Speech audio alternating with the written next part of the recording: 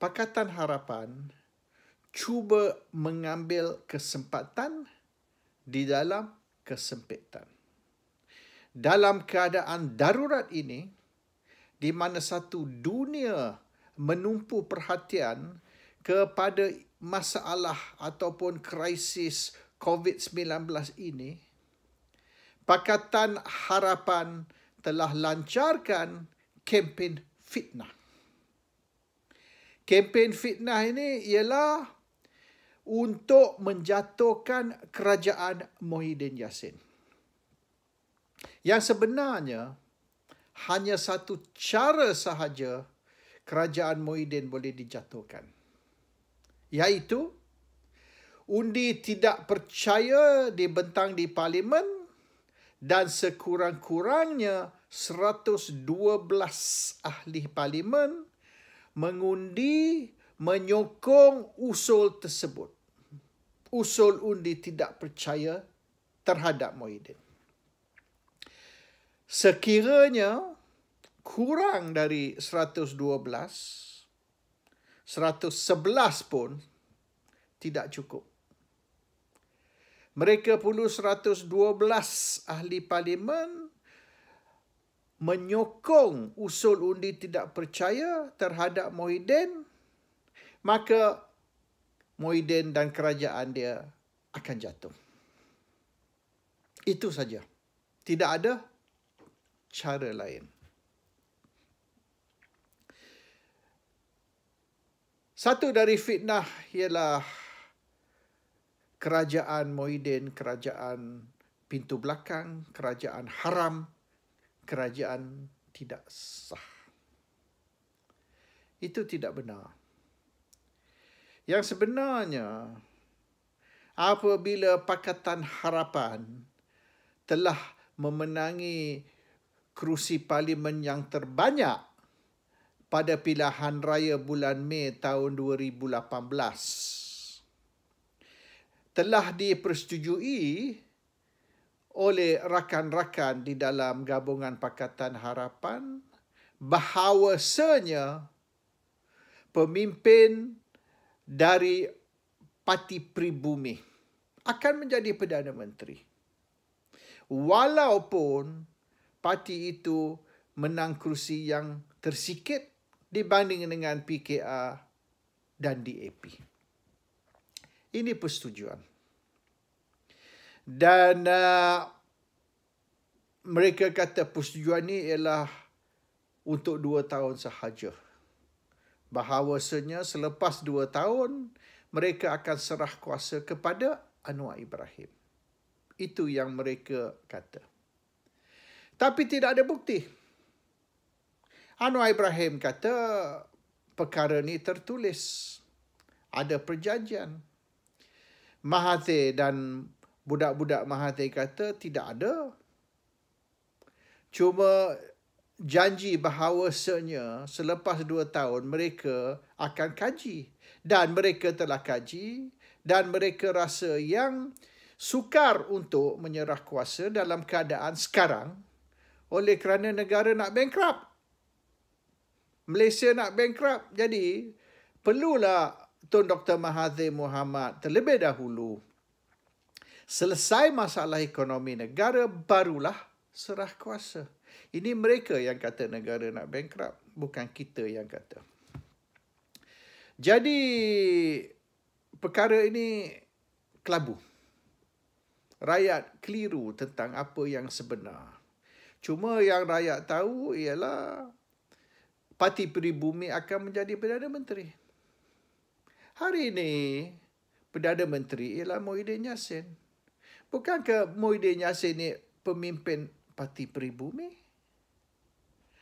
Jadi, di mana yang kata tak betul?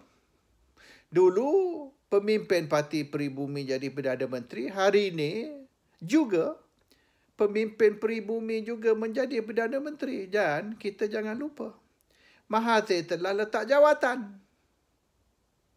Mahathir bukan lagi pemimpin Parti Pribumi. Dan Mahathir sendiri telah mengeluarkan kenyataan dan telah mengata yang beliau tidak ada apa-apa masalah untuk menyokong Muhyiddin menjadi Perdana Menteri.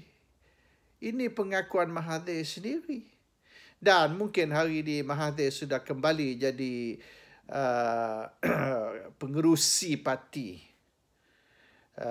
Dan Mahathir menang jawatan pengerusi parti tanpa bertanding, menang tanpa tanding. Tapi itu selepas Muhyiddin jadi Perdana Menteri, bukan sebelum. Jadi yang sebenar tidak ada apa-apa masalah tentang Muhyiddin mengambil alih sebagai Perdana Menteri, sebab perjanjian dia ialah pemimpin Parti Pribumi menjadi Perdana Menteri dan mungkin bulan Mei, tapi benda ni sudah ditangguh kepada selepas APEC, iaitu hujung tahun ini, Pribumi akan serah kuasa kepada Anwar Ibrahim. Itu yang telah dijanji. Tapi duka cita je, hari ini, walaupun Perdana Menteri masih pemimpin Parti Pribumi, itu tidak berubah. Tapi ahli komponen, rakan-rakan di dalam Pakatan Harapan bukan lagi DAP, PKR dan Amanah. Tetapi Parti Pribumi, UMNO dan PAS. Rakan tu sudah berubah, sudah bertukar. Tapi pemimpin dia, masa Kerajaan Pakatan Harapan dulu, pemimpin dia ialah Parti Pribumi. Hari ini, Kerajaan Perikatan Nasional, pemimpin dia pun masih Parti Pribumi. Tidak berubah. Cuma yang berubah ialah partner dia. Dulu DAP, PKR, Amanah. Hari ini ialah UMNO dan PAS. Ataupun Muafakat Nasional. Tapi dia punya ketua masih Parti Pribumi. So what has changed? Di mana yang kata kerajaan ni kerajaan haram? Tidak. Dan sekira kempen fitnah yang telah dilancarkan oleh Pakatan Harapan ni bertujuan untuk menjatuhkan Muhyiddin, itu hanya boleh berlaku, hanya akan berjaya sekiranya 112 ahli parlimen menyokong usaha ataupun usul tersebut untuk singkirkan Muhyiddin. Sekira tak dapat 112 ahli parlimen untuk menyokong usul tu, maka Muhyiddin akan terus menjadi Perdana Menteri hingga berlaku pilihan raya akan datang. Yang boleh berlaku bila-bila masa hingga lewat-lewatnya bulan Jun tahun 2023. 3 tahun lebih sikit dari sekarang. Itu saja mengikut perlembagaan, mengikut undang-undang, mengikut peraturan. Itu saja yang boleh berlaku. Tapi kempen mereka ni, kempen fitnah Pakatan Harapan ni, sasaran dia siapa? Who's the target?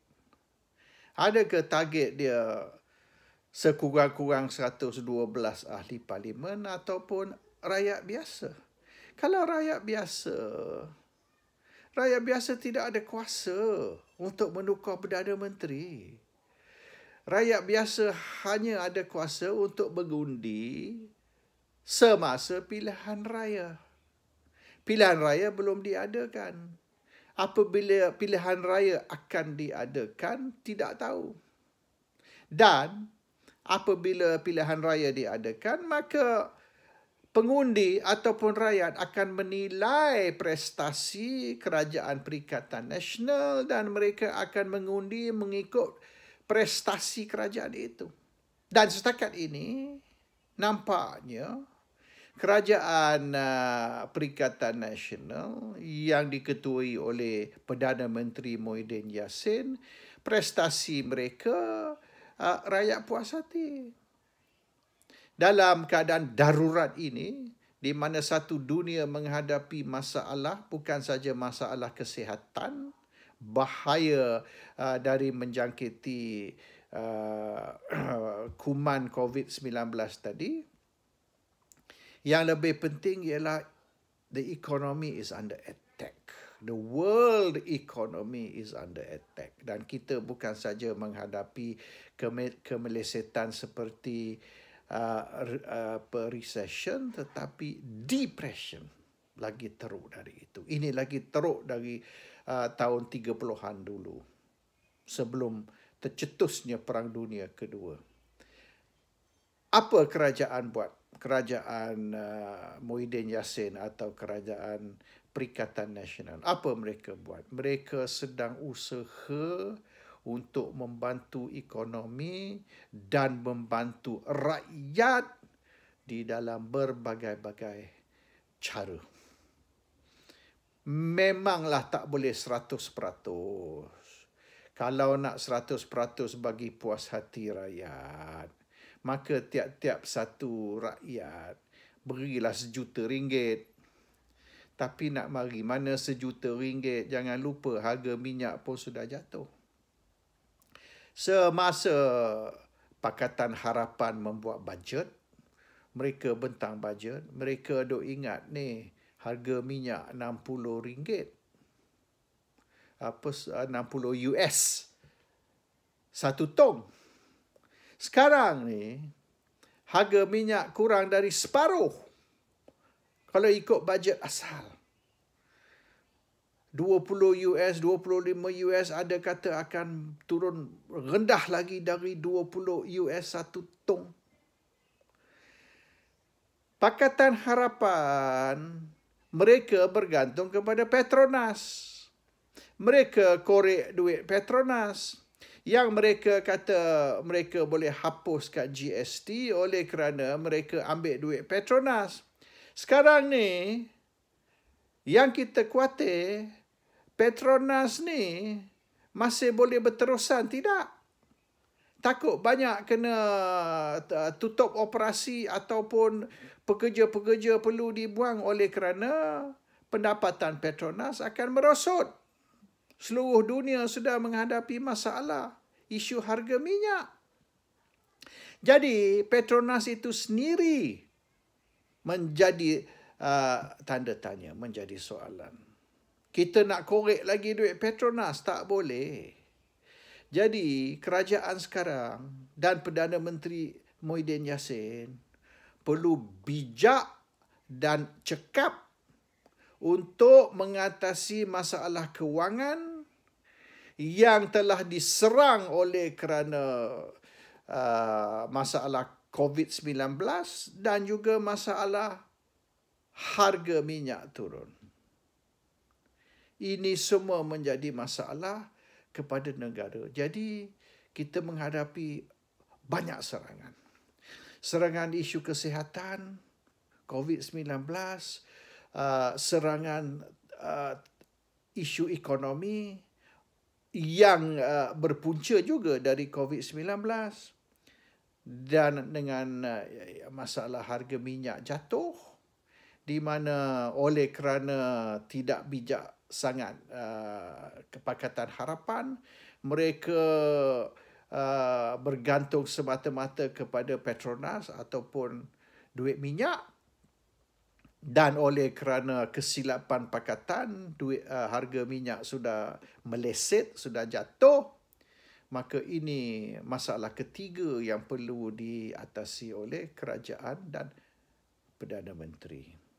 Dan apabila pengundi pergi untuk mengundi pada pilihan raya akan datang, GE15 atau PRU15, mereka akan menilai kerajaan dan Perdana Menteri berdasar kepada prestasi.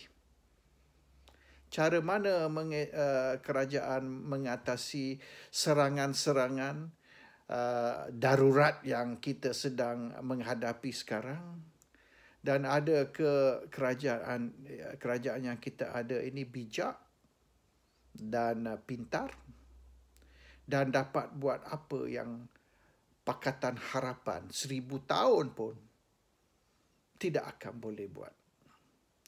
Itulah hari ini yang penting dan yang perlu kita bincang. Fitnah-fitnah yang banyak dikeluarkan oleh Pakatan Harapan ini tidak perlu kita buang masa, sebab semua cerita-cerita dongeng tersebut tidak akan membantu kita dan membolehkan kita untuk mengadakan makanan untuk ahli keluarga kita. Sekarang ni bergantung kepada kerajaan dan nampaknya kerajaan ni sedang buat apa saja yang boleh, whatever is possible, untuk membantu rakyat. Tapi jangan kita lupa, bukan semua 100% boleh kita buat, sebab apa yang telah dilakukan oleh Pakatan Harapan semasa mereka kerajaan selama 21-22 bulan, banyak kesan buruk kepada negara hari ini. Assalamualaikum warahmatullahi wabarakatuh.